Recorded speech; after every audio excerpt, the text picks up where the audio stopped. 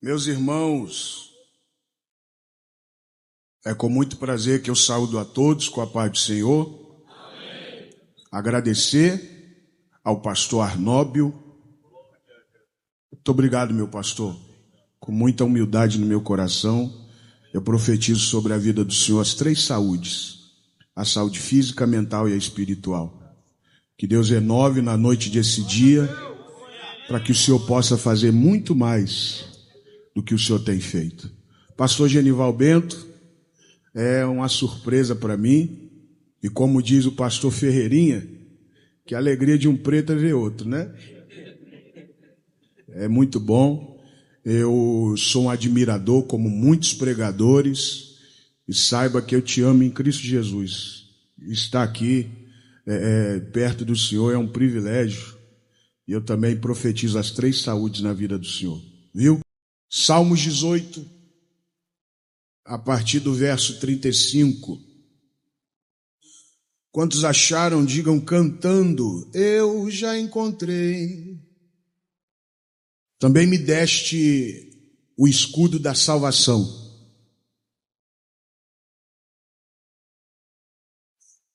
A tua mão direita me susteve, e a tua mansidão me engrandeceu. Largaste os meus passos e os meus artelhos não vacilaram. Persegui os meus inimigos e os alcancei. Não voltei, senão depois de os ter consumido. Atravessei-os de sorte que não se puderam levantar. Caíram debaixo dos meus pés. Pois me cingiste de força para a peleja, fizeste abater debaixo de mim aqueles que contra mim se levantaram, e você diz: glória a Deus. Deus, a sua palavra foi lida, e o Senhor sabe que esse povo não veio me ouvir porque eu não tenho nada para oferecer a eles, se do céu não me for dado. O Senhor sabe que eu não vim aqui, e essa é uma oração que sempre te faço. Eu não vim aqui para demonstrar sabedoria, nem destilar conhecimento, e tampouco, ó Deus, usar a sua glória para me gloriar. Eu vim aqui ser um porta-voz da sua palavra. E nessa oportunidade, fala com a gente, Pai. Tira todo o meu ego, orgulho, e transpareça sobre a minha mente e meu intelecto a tua graça. Em nome de Jesus, e os que acreditam, digam. Amém. A vida, dentro de um sentido de explicação e de propósito, ela é refletida em nós como um espelho. Nós olhamos para o mundo ao nosso redor e enxergamos coisas que combinam com os pensamentos e as coisas que sentimos e carregamos por dentro. Mas também enxergamos aquilo que mais nos incomoda, aquilo que nos indigna e até mesmo, de algum modo, nos desestabiliza. E isso não é por acaso. Dentro dessa percepção, agora falando como um terapeuta, o psicanalista Jung, ele falava desse espelho como um campo da mente humana, onde o outro funciona como um reflexo que revela partes de nós que ainda não conseguimos enxergar com clareza. Então, quando alguém nos irrita com atitudes de orgulho, arrogância, grosseria, isso pode indicar que existe algo parecido dentro de nós. Não significa que nós somos iguais a essa pessoa, mas que existem pontos internos em nós que nós ainda não aceitamos ou não tratamos. Só que esse espelho, ele não revela só o lado negativo de alguém. Esse espelho, ele revela também a parte otimista ou o lado positivo, porque quando você olha para alguém e diz assim: eu queria ser assim, isso também é um reflexo. A admiração, ela aponta para algo que já existe dentro de você, mas que ainda não foi desenvolvido, assumido. Então, o tanto que te incomoda quanto o que te inspira está de alguma forma ligado a você. Porque os relacionamentos sociais ou interpessoais, eles são altamente reveladores. Ninguém entra na sua vida por acaso. Guarda o que eu estou te falando aqui. Ninguém entra na sua vida por acaso. As pessoas que mais mexem com você, seja de forma positiva ou negativa, são as que mais revelam quem você é. E é por isso que aqueles que nos ferem, que nos perseguem, que nos provocam ou acabam nos expondo, são aqueles que também revelam algo dentro de nós, como também aqueles que nos inspiram. Eles nos mostram quem nós podemos nos tornar. Agora, trazendo para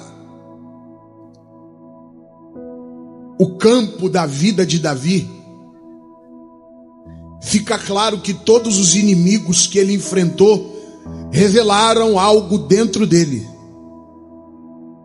Qualidades que precisavam ser desenvolvidas e defeitos que precisavam ser eliminados. O leão e o urso, Golias, Saul, Aitofel, Absalão, foram como espelhos que Deus colocou ao longo da vida dele para mostrar quem ele deveria ser e quem ele não poderia se tornar. É óbvio que esses Salmos de número 18 nasce após a batalha ou a vitória que Deus havia dado para ele em cima de Saul. Mas nesses salmos ele reconhece que venceu, mas deixa muito claro que não foi pela sua própria força.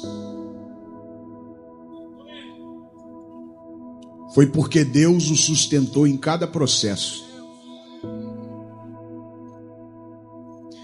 E é isso que eu quero trazer para você aqui, porque esses inimigos não eram só pessoas, eles representavam processos internos. E quando você olha com atenção, você vai perceber que muitas dessas batalhas existem dentro de nós. Falando dos primeiros inimigos, o leão e o urso. O leão, ele tem uma disputa de território. E existem coisas dentro de você disputando o governo. E não é sobre o que você mostra, é sobre o que te governa quando ninguém está te vendo. Quando Davi fala do leão e do urso para Saul, ele não está apenas contando uma história bonita.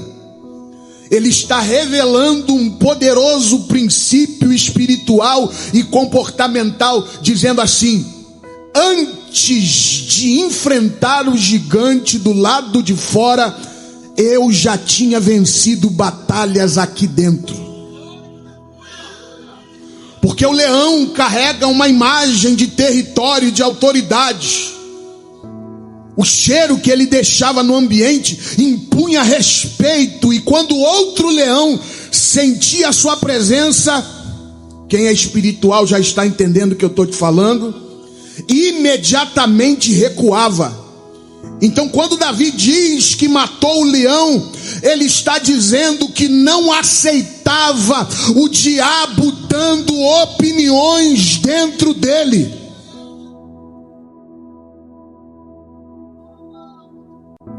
O leão representa uma força externa que tenta nos dominar. É o mal que se aproveita das situações de injustiça, de cansaço, pressões e coisas que nos impuram a reagir da forma errada, ou seja, mentir, ceder, sair do lugar que Deus quer. Davi, ele não negociava com o leão, ele o matava. E nós precisamos entender que certas coisas não se empurram com a barriga. Ou você enfrenta, ou elas te derrubam.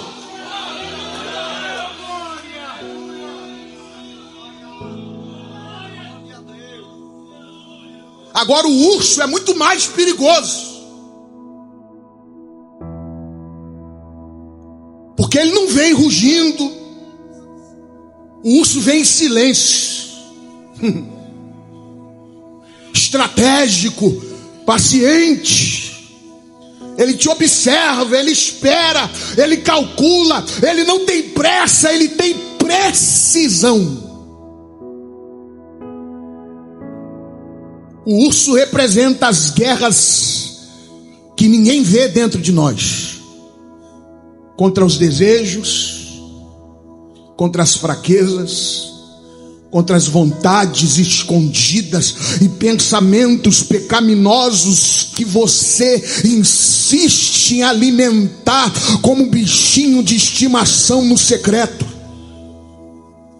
Coisas que ninguém vê, mas que estão dentro de você, só esperando o momento certo para te fazer cair. E é aqui dentro, onde não existe plateia, que muita gente se perde, porque lá é você contra você. E com todo respeito, é muito fácil fingir diante dos outros através de uma postura que nós adotamos, mas é no silêncio que a verdade realmente aparece. É no secreto que você descobre se você vence ou se é vencido. E são essas batalhas internas que ninguém vê, mas que são elas que definem quem realmente você é. Porque não adianta vencer do lado de fora, pelo amor de Deus, e ser derrotado dentro de si mesmo. Não adianta ter posição, reconhecimento, uma falsa espiritualidade, se lá no meu secreto eu sou refém de mim mesmo e das minhas fraquezas. E existe uma coisa que você precisa entender: a vida não responde àquilo que eu mostro, a vida responde àquilo que eu sou.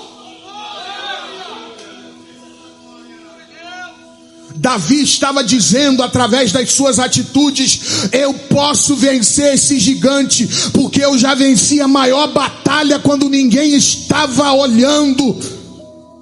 Entenda isso: Deus não está à procura de personagens. Eu já fiz curso de etiqueta, então posso falar isso. O curso de etiqueta, ele te adapta para ser aceito à sociedade, mas não é quem você é.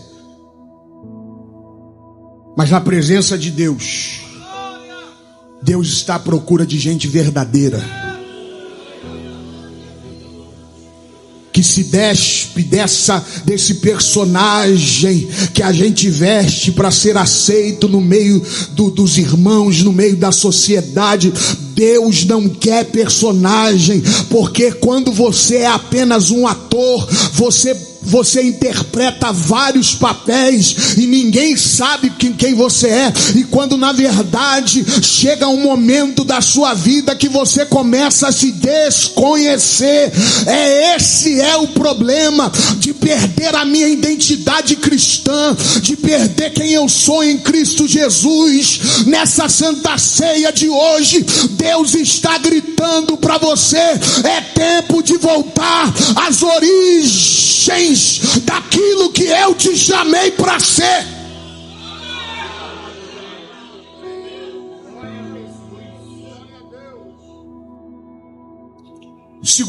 O segundo inimigo, e eu já caminho para o final,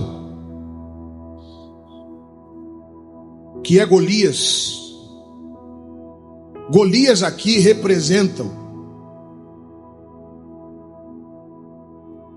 os grandes obstáculos que nos projetam. E uma coisa que a gente precisa entender é que Golias só entrou na vida de Davi para mostrar Davi para o mundo. Só isso. Existe algo que nós devemos deixar muito bem claro e não podemos deixar passar desapercebido. É que Davi não era um guerreiro, gente.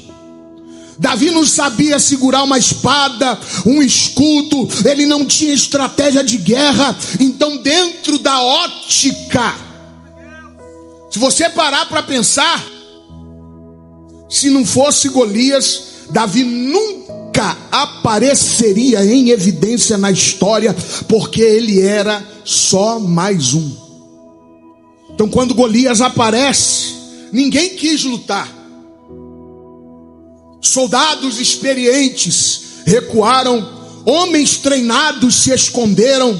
O ambiente que era comum se tornou incomum através de Golias. E é exatamente aí que pessoas diferentes desaparecem. Foi nesse cenário que Deus revelou Davi para o mundo. Então, se Golias não aparecesse, Davi continuaria invisível. Ele não veio para destruir Davi, ele veio para revelar Davi ao mundo e naquilo que ele era capaz. E eu vim aqui trazer uma palavra para você: pare de reclamar do tamanho do seu problema e daquilo que está na sua frente. Isso não é um castigo, isso é uma promoção, é a vida, é Deus através da vida dizendo: é tempo de mostrar para o mundo quem você é.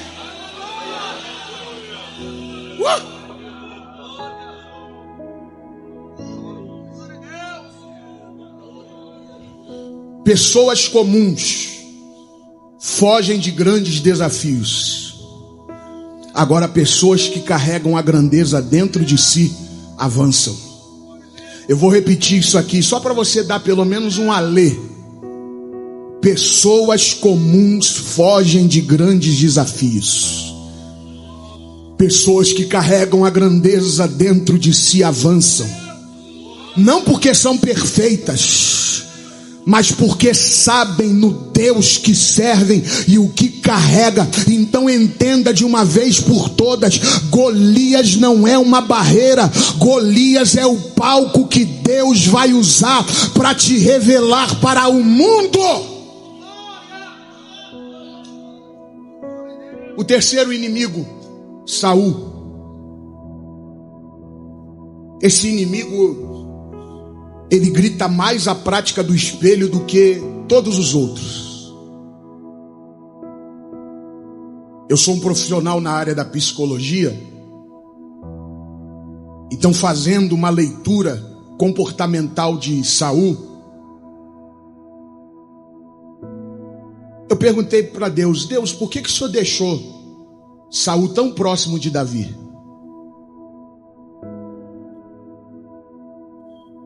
Deus gritou no meu ouvido e disse assim: simplesmente para mostrar quem ele não deveria se tornar.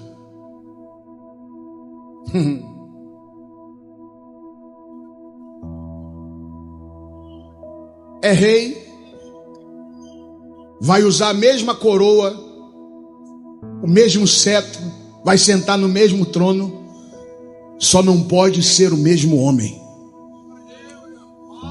E algo que você precisa entender é que nem todo inimigo aparece para te derrubar. Alguns são usados por Deus para te ensinar em quem você nunca deve se tornar. Saul perseguiu Davi durante anos.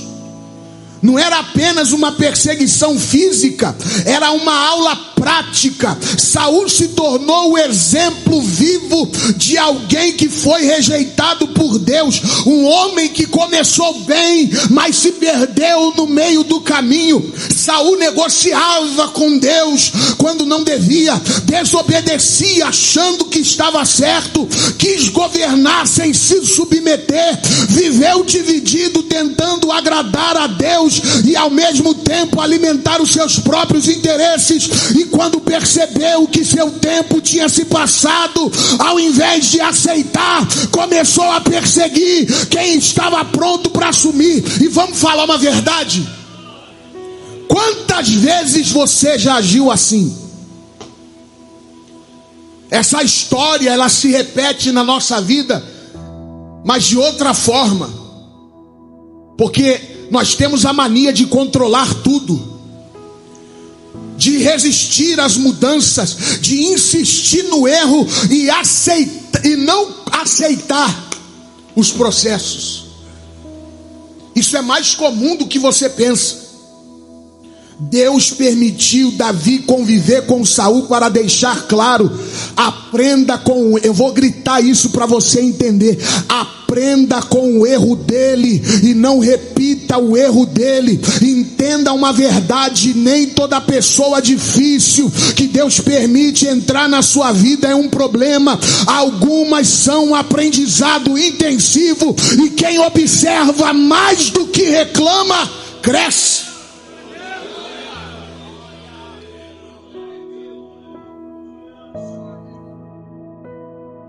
E vamos falar uma verdade: se for para falar de exemplo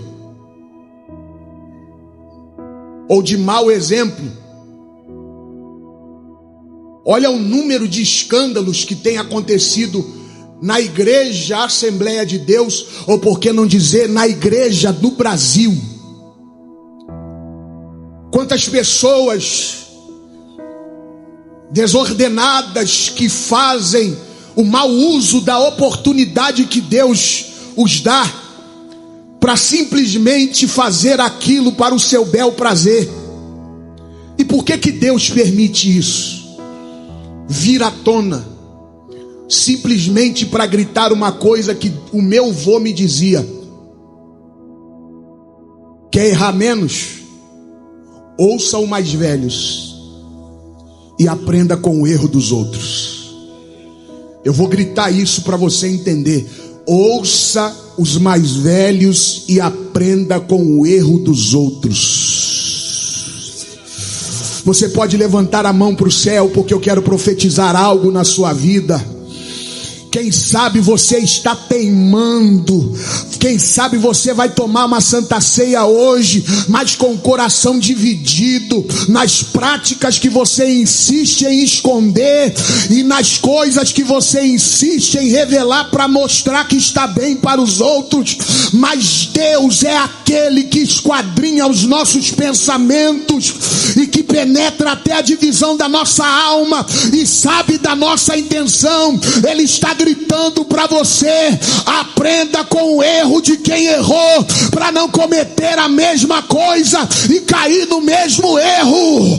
Escapa-te por tua vida, escapa-te por tua vida.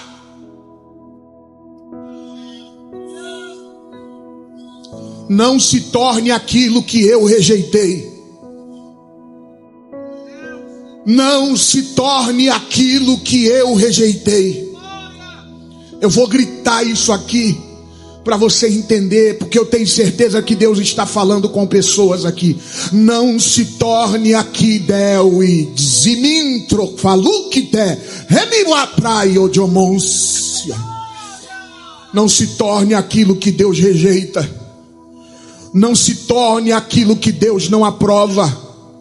Não se torne aquilo que você quer ser para tentar mostrar para as pessoas algo que você não é, como sinal de aprovação. É melhor ter a aprovação de Deus nos céus do que os aplausos do mundo.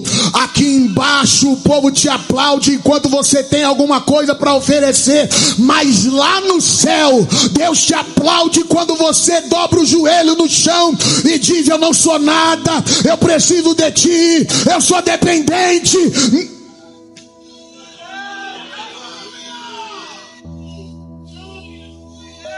É minuzi canto sementro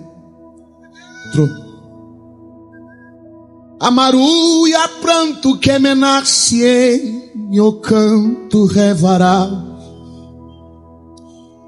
Emenantro calabere menocanto revaui zamanto labram potori que não sou devanto revará-se eu canto remanaui senantro canto tevará-se canto revarúzia. Enaia come no siembriada vai o terramanto que passeia nesse manto de terra messia. Que mantro faço e te faio desse manto que levadarás. Revelo a minha granto sevadasse manto reio. Renovo nesse pranto telezé, de um manso canto tele dessa maua. Não se torne aquilo que eu rejeitei. Não se torne aquilo que eu rejeitei.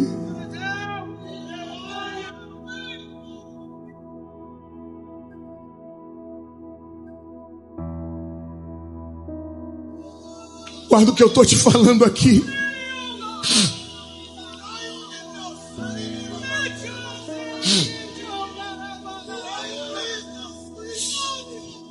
Deus te ama.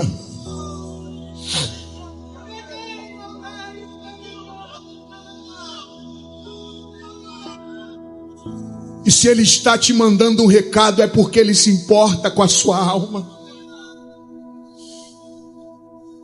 Então, pelo amor de Deus, apaga esse contato no WhatsApp.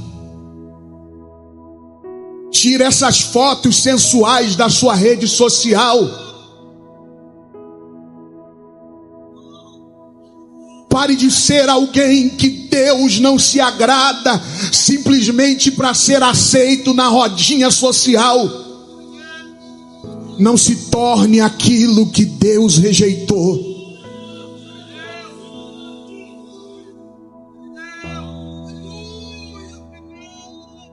Eu encerro agora.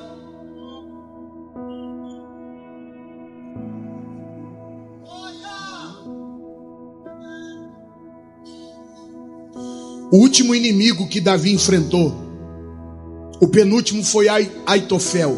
Eu estou citando aqui os mais importantes. Mas o último inimigo que Davi enfrentou foi um inimigo dentro de casa. E é sobre Absalão. Agora eu perguntei para Deus, por que Absalão se levantou contra Davi? Sendo que ele era um príncipe e filho do rei. Deus falou para mim assim: meu filho, é porque Davi, ele se preocupou mais com o trono do que com sua estabilidade familiar.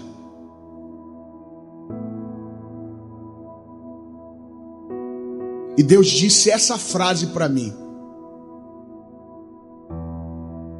nenhum sucesso vale a desestabilidade da minha casa.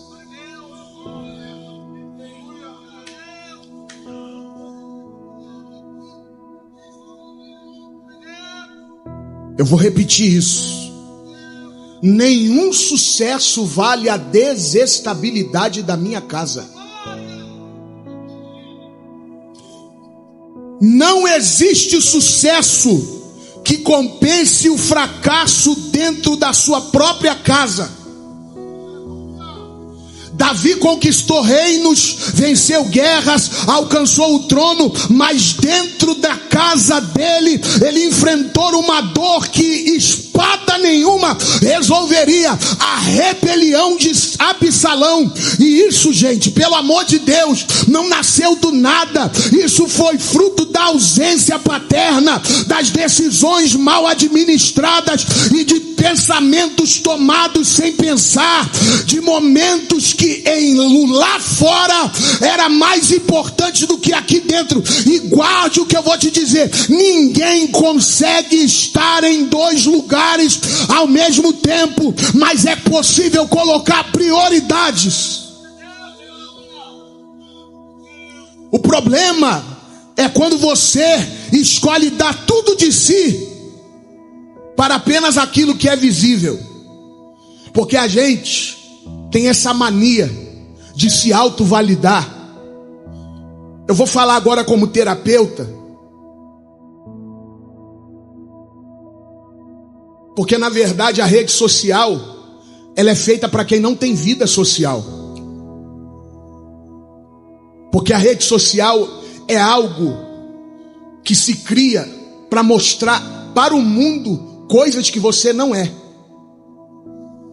E eu fico vendo as declarações de amor, as fotos, os perfis dizendo feliz aniversário, te amo, quando no bastidor, quando tá tete a tete com a família, com a casa, não diz para a esposa que ama, não diz para o filho o quanto se importa, não diz de verdade o que existe, porque é orgulhoso ou orgulhosa, ou nós somos orgulhosos demais para entender isso.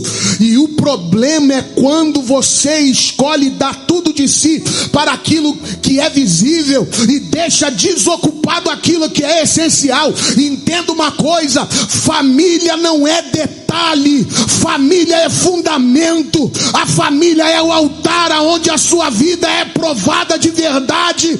E não adianta ter aplauso político se existe uma rejeição dentro da sua casa.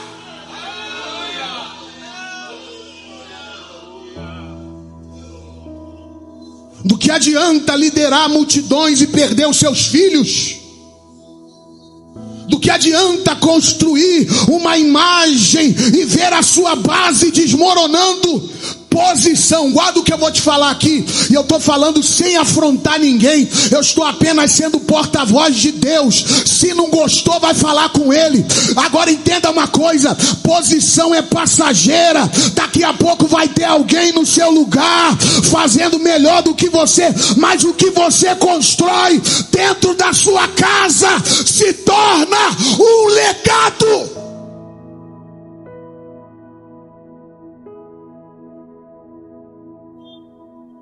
Se for preciso, desça do trono.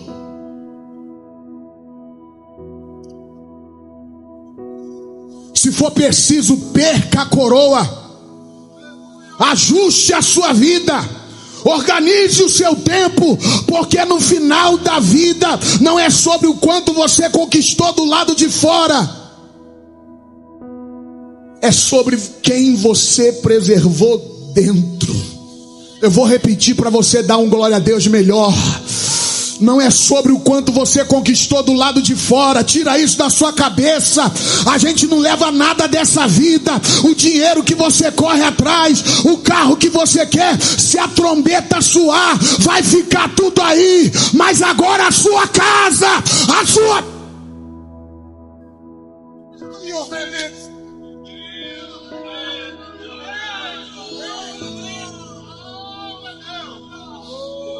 Eu vou falar uma coisa aqui diante de Deus. Eu tenho um menino de 14 anos, pastor. Azaf. É a luz da minha vida. Tudo que eu faço na presença de Deus, eu faço imaginando como Ele me vê.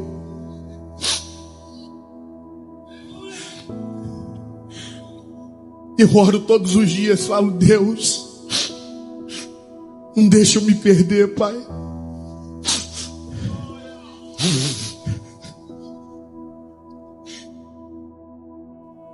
Não deixa eu me ensoberbecer. Não deixa eu me desviar. Porque o meu filho está enxergando tudo que eu faço. E eu quero que ele conheça o Deus que eu sirvo. Não que ele tenha aversão do Senhor. Eu entrego o microfone agora. Mas eu queria que você levantasse a sua mão para o céu e sentisse o que eu estou sentindo da presença de Deus. Nenhum sucesso vale a desestabilidade da sua casa. Nenhum sucesso vale a desestabilidade da sua casa. Deus está falando aqui. Nenhum sucesso vale a desestabilidade da sua casa. Deus está mandando eu falar novamente. Nenhum sucesso vale a desestabilidade da sua casa. Eu morreria pela minha esposa. Eu morreria pelo meu filho. Porque a minha vida é deles, depois de ser de Deus. Isso daqui é apenas uma projeção que Deus coloca na nossa vida como oportunidade. Agora a nossa casa é o nosso tudo e deve ser o nosso tudo. Nenhuma desestabilidade.